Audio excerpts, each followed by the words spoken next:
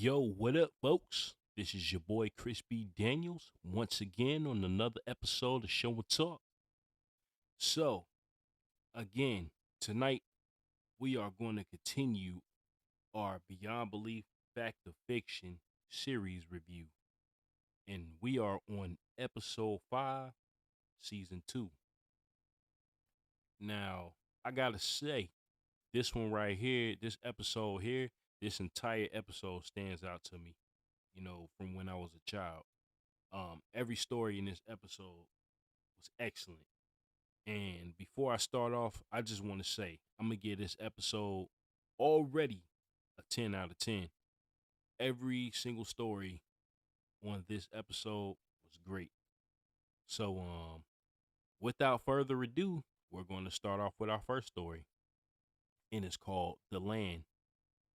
So in this story right here, it's about a landowner, more like I guess he was a farmer or whatever. And the land that him and his family was living on was pretty much, desolate or whatever. The crops, everything was pretty much dead around them. And the land was becoming worthless. But I got to take my hat off to the guy, to the father, because he was determined by any means necessary to keep him and his family on this land, despite the fact that, his brother-in-law was being an asshole about the whole thing. You know what I'm saying? He was telling him that the land was pretty much worthless and he should just sell and get his family up out of there.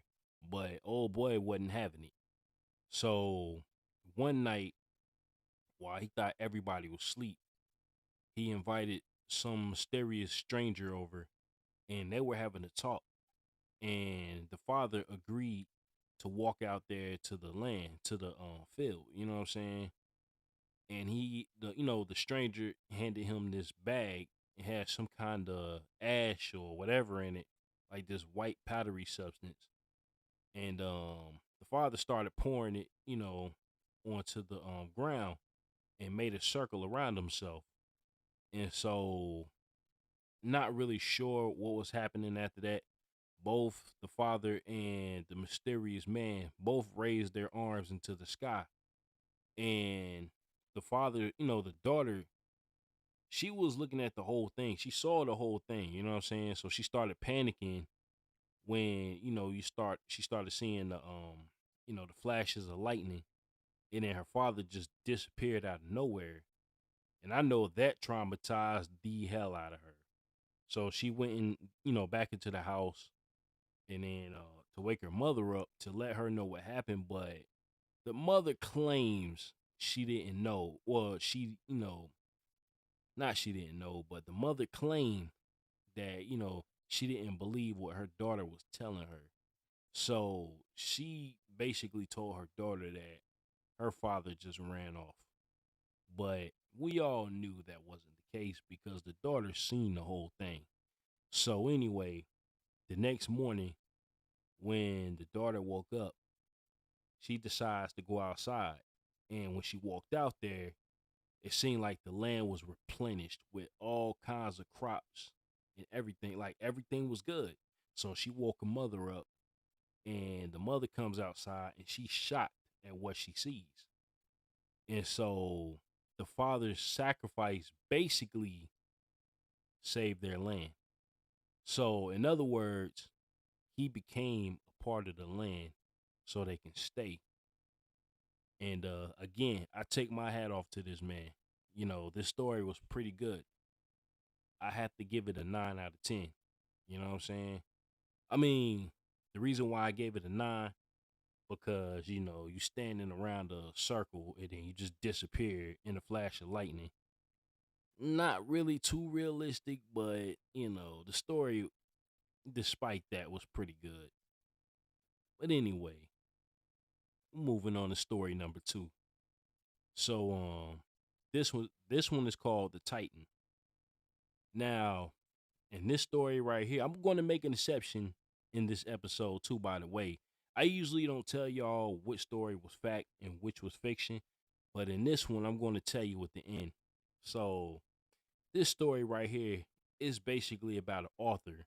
You know, he's fascinated with writing fictional stories, but his publisher, you know, doesn't really, want him writing fiction. He rather him write non-fictional stories. Like basically he wants him to look for different articles in newspapers and things like that to find something to write about. But they both, you know what I'm saying, they're not on the same page here. You know what I'm saying? No pun intended, but the author, he rather writes fiction because with fiction, he believes that, the imagination is limitless, which it is. But he feels it's easier to write fictional stories than not. So one night after the author, had a talk with the publisher, and the publisher was basically begging him to write a nonfiction story. You know what I'm saying? So when the author gets home, he's looking around trying to find out, trying to find something to write about. And so he sees the ship in a picture on his wall. And this is what gave him the idea to write a story about a cruise ship who basically sinks. So he gets to work on this story, and the next day he submits it to the publisher, and the publisher is still not feeling it. And so the author, he's telling him, basically he feels like this story is one of his best. But again, the publisher, he just sees it as something that's, unbelievable, because it's about I think it was like a 70,000 ton cruise liner with over 2,200 people, going down, and we all know what this is in comparison to. You know what I'm saying? So the publisher tells him that he'll give it another read, and mind you, all of this takes place in 1898. So the story was called The Titan. And 14 years later, the Titanic went under. So everything that this dude wrote in this story is basically it basically happened the same exact way that the Titanic went down. You know what I'm saying? And it's crazy. And that's why I say the story actually happened. You know what I'm saying? Um According to this episode, I got to go back and read the real story to this, because I can't really say it went down exactly like this. I don't know, but I'm fascinated. I just want to read the actual story. But for me, this story gets a 9 out of 10 also. You know what I'm saying? Moving on. The next story is called The Diary. They should have called it The Diary with Two Disrespectful Bitches, to be honest with you. And you know what I'm saying? And no disrespect because of what happened to these two ladies in this episode. I mean, in this story, but you'll find out when I explain it. But anyway, it's about this girl, right? She has like this psychic ability, and she's really bothered by it. And so she has this diary on her computer, and there's these two girls that she goes to school with, and they got nothing better to do than to harass this, innocent young lady. And so one day when she leaves the house, these two girls decide that it'd be a good idea to walk into her house and to look on her computer and see, what the hell she be writing. But my thing after looking at this story is like, okay, so y'all just gonna just, roll up in this girl's house just because the back door is unlocked. And they did this not once, not twice, but 3 times in this story. You know what I'm saying? For what we saw. So, later on, the girls, they show back up at the you know, young lady's house or whatever, right? And the young lady is trying to, warn them, trying to talk to them, because she feel like something bad is going to happen to those two girls, because based on what those two girls read in her computer before, one of the girls' house had caught on fire, and that was what was in the young lady's diary. You know what I'm saying? So everything that she wrote about happened. So despite that, right? When these two women, two girls or whatever, saw what she wrote for the last time about them not making it to, some kid's party because they was going to be involved in some kind of major car accident, they decide that they was going to go to this party anyway because the young lady wanted them to come to the movies with her so she could talk to them. But instead, they made the decision by going to this party. And so, yes, they did indeed end up involved in a car accident. You know what I'm saying? And so, you can see the girl in the movies at the end of the story, and she's in tears because she already knew what happened. And so this is one of those things where the story ends up badly. You know what I'm saying? Like ends badly. And so because of that, it's more of a realistic situation. Not really because of the psychic stuff, but other than that, I once again gotta give this story a 9. You know what I'm saying? I liked it. So the next story, despite what I said in the beginning, this whole episode is awesome. This one is probably the weakest one out of all of the stories in this episode. So this one is called The Town of Remembrance. So in this one here, it's about some woman who's suffering from amnesia, and her caretaker are driving through this town. And for some reason, the woman wanted the caretaker to stop because the caretaker was assigned to drive her to,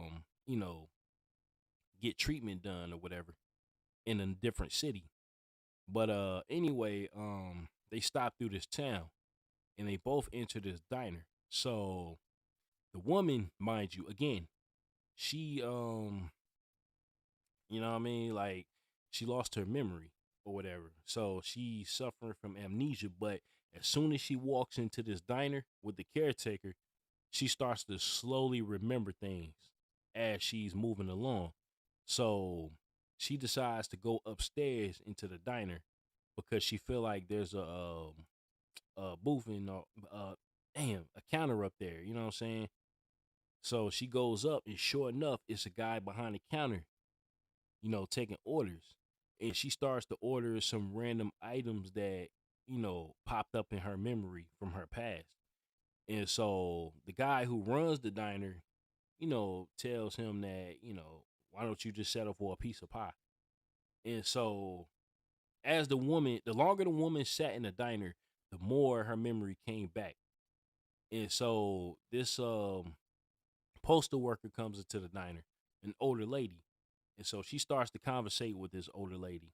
And she asks the older lady, did she used to buy lemonade from a little girl on a, I forgot what the name of the road is, but you know what I'm saying? It was like on a certain street that she used to travel through to buy lemonade from a little girl because she knew what the lady went in there to order. It was a lemonade with 2 sugars.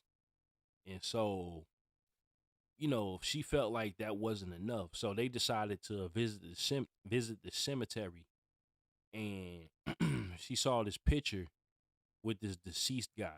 He was born in 1930 and he died in 1950. So she is staring at the tombstone. She's like really staring hard, trying to remember who the guy was, and she just couldn't do it. So at the end of the story, when the caretaker and the lady walks away, um, it what I'm saying, it pans in on this tombstone with this woman who looks just like the lady, and she was also born in 1930 to 1950. So, in other words, what the story was telling us, this woman was a reincarnation of that woman who passed away. That's why she remembered so much. You know what I'm saying? And so for me, I get a story of 7. Now, it's one of those psychological things in my opinion, you know what I'm saying? But I really didn't care too much about it. I did pay attention to it enough, but like I said, it was all right. It was the weakest story out of this episode. But moving on. Story number 5. The house on Berry Street. I mean, the house on Berry Avenue. Anyway, this one kind of got me a little bit. I can't even front because what went down in this particular story is crazy. So it's about this couple who's living in this house, and every day something in the house catches on fire. So in one scene, we see them, just chilling, talking or whatever, and then the outlet just caught on fire. Like, I mean, fire just shot out of the outlet. So the fire, fire trucks kept coming out there. They came out there like 5 times because in one scene they were standing there talking, the couple, and then their couch just caught on fire out of nowhere. So the detective, he couldn't figure it out. The electrician, he couldn't figure it out because when he detached the outlet from the wall, he sees that the insides were not charred and nothing like that. So they were confused as to why that was the case. So the detective suggested them, they should just talk to a medium or whatever. So when the medium gets there, he's going through the house trying to figure out what's going on. And he can't, he has like this device and he doesn't, like, he can't detect any like spirits or nothing like that throughout the house. So when the medium starts talking to him, he's basically telling them that one of them did something in their past to have that energy attached to them, for the rest of their lives. So the husband, he confesses something that he did years ago with his brother. So they had set some woods on fire next to their house, and then it burnt down the entire area. And so his dad told him that, whoever did that, fire is going to follow them for the rest of their lives. And he kept that to himself until that point. So since he told that medium that, the medium told him that, since you came out and admitted to what happened, then everything should cease. But sadly, it didn't. And eventually the couple had moved away and the house had burnt down. But they found this picture book or whatever. And one of the guys gave it to the detective. And then the detective started going through it, and he sees these newspaper clippings about the wife, his old boy's wife. And so come to find out that she had burnt down a house. I believe it was a house, and killed I think she killed about 70 people, something like that. She killed a lot of people in the area. You know what I'm saying? And so that was the one where the energy was really detached to. It was the wife, not the husband. So that was pretty much a twist in that story. And for me, that story gets trying to balance it out here between the 8 and the 9. I'm not sure what to give it. I'll just give it an 8.5. It was pretty good. You know what I'm saying? And if you look at the wife, you could tell she had some shit she was covering up. You know what I'm saying? Because she wasn't really saying. I mean, she was talking, but the husband seemed like he was more humble than she was, in my opinion. I could just look at her and tell. You know what I'm saying? But anyway, that's all 5 stories in this episode. So far, season 2, episode 5, this is the best one, in my opinion, so far. So if you're going to watch any episode randomly, watch episode 5, season 2. I guarantee you'll love it. But anyway, I'm about to jump off of here, guys. I will talk to y'all later. All right? Peace. The feeling is mutual. Come in, take a seat, share your thoughts with each, and preach it when you speak, so we can share kinetic energy throughout the brainwave. Keep us balanced out and all on the same stage.